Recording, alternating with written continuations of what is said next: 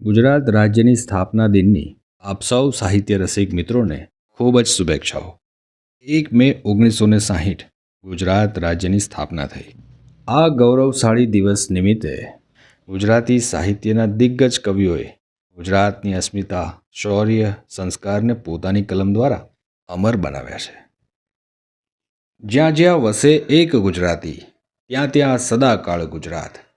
કવિ અરદેશર ફરામજી ખબરદાર કે જેઓ ગુજરાતી સાહિત્યમાં અદલના ઉપનામથી ખૂબ જ જાણીતા છે, તેમની આ અમર પંક્તિ જ્યાં જ્યાં વસે એક ગુજરાતી, ત્યાં ત્યાં સદાકાળ ગુજરાત, આ પંક્તિએ ગુજરાતની અસ્મિતાને વૈશ્વિક ફલક પર મૂકી દીધી છે।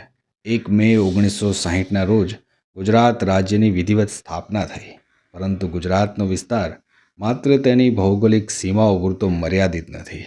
આ પંક્તિનો વિસ્તારથી અર્થ આજે આપણે ગુજરાતી ગરવી સાહિત્ય ચેનલ ઉપર સાંભળીશું। જ્યાં જ્યાં વસે એક ગુજરાતી, ત્યાં ત્યાં સદાકાળ ગુજરાત, આ પંક્તિ ગુજરાતના નકશાની સરહદોને ઓળંગીને માનવીના હૃદય અને સંસ્કાર સુધી પહોંચે છે।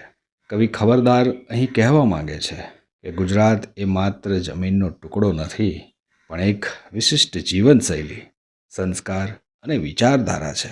દુનિયાના કોઈ પણ ખૂણે, ભલે તે અમેરિકા હોય, આફ્રિકા હોય, લંડન હોય કે ઓસ્ટ્રેલિયા, જો ત્યાં એક પણ ગુજરાતી રહેતો હશે તો તે પોતાની સાથે ગુજરાતના સંસ્કારો, ભાષા, ભોજન અને ગરબાને ચોક્કસ લઈ જશે, અને ત્યાં નાનકડું ગુજરાત જીવંત થઈ ઉઠશે। ગુજરાતની પ્રજાની સૌથી મોટી તાકાત તેની ભાષા અને સંસ્કાર છે।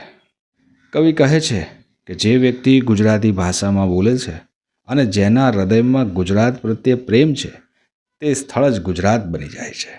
ગુજરાતીઓ ગમે ત્યાં જાય પણ પોતાની માતૃભાષા અને ખાણીપીણી નથી ભૂલતા। ન્યૂયોર્કના ટાઈમ્સ સ્ક્વેર પર જ્યારે નવરાત્રિમાં ગરબા રમાય છે, ત્યારે ત્યાંની ભૌગોલિક ભૂમિ ભલે અમેરિકા હોય, પણ ત્યાંનું વાતાવરણ સદાકાળ ગુજરાત બની જાય છે। ગુજરાતી પ્રજા પ્રાચીન કાળથી દરિયો ખેડનારી પ્રજા રહી છે। ગુજરાતીઓએ સાહસ કરીને દેશ વિદેશમાં વેપાર ફેલાવ્યો છે।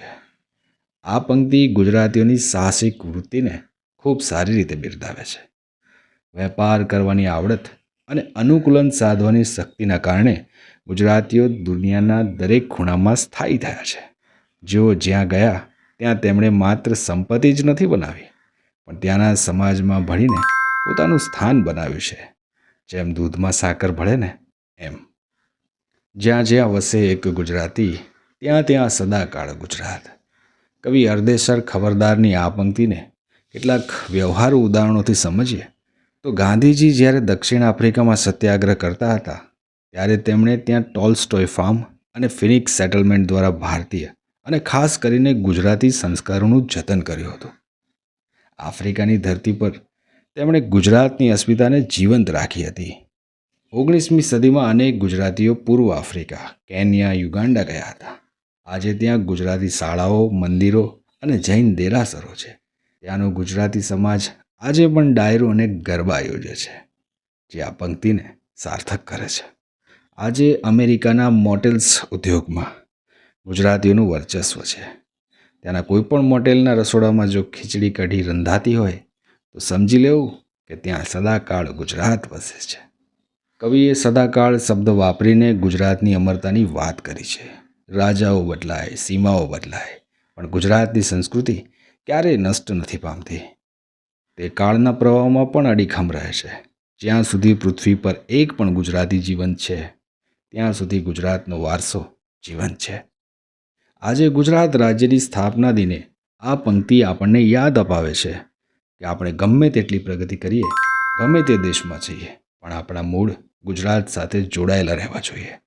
આપણે આપણી ભાષાનું જતન કરવું જોઈએ, આપણા સંસ્કારોને આગામી પેઢી સુધી પહોંચાડવા જોઈએ, ગુજરાતનું નામ રોશન થાય તેવા કાર્યો કરવા જોઈએ। અરદેશર ખબરદારની આ પંક્તિ માત્ર એક વિધાન નથી, પણ દરેક ગુજરાતી માટે એક ગૌરવ મંત્ર છે। તે આપણને સંકુચિત પ્રાંતવાદમાંથી બહાર નીકળીને વૈશ્વિક ગુજરાતી બનાવે છે। ગુજરાત રાજ્યની સ્થાપના દિવસની સૌને હાર્દિક શુભેચ્છાઓ। જય જય ગરવી ગુજરાત।